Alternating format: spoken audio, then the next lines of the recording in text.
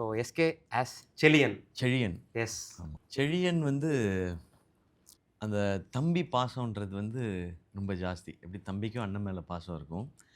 ஆனால் அண்ணனுக்கு வந்து அந்த தம்பி வந்து ரொம்ப சேஃபாக நல்லா இருக்கணுன்ற கன்சர்ன் ரொம்ப ஜாஸ்தியாக இருக்கிற ஒரு அண்ணன்.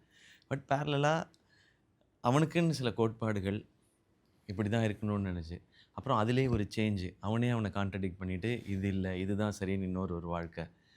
ஸோ எல்லாத்துக்கும் எது கரெக்டுன்னு அவன் ரியலைஸ் பண்ணி எது சரியோ அதை நோக்கி நகர்றது தான் அந்த செழியனோட கேரக்டரும் இந்த படத்துக்குள்ளே இருக்கிற ட்ராவலும். ஓகே. இதுலேருந்து பர்சனலாக என்னென்னா நான் இது வரைக்கும் எனக்கு வந்து தம்பி இல்லை வீட்டில்.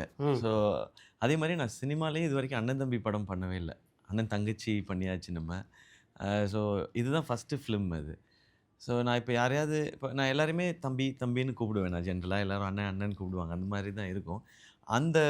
அதை நான் எப்போவுமே அண்ணன் தம்பி பாசம் அதை தெரிஞ்சுக்கிறதுக்கு காட்டுறதுக்கு ஒரு படமாக இந்த பராசக்தி இருக்கும். அதில் எனக்கு உண்மையாகவே ஒரு பிரதர் கிடச்சிட்டாருன்ற ஃபீல் தான் இந்த படத்தில் இந்த படம் முடியும் போது இருந்தது.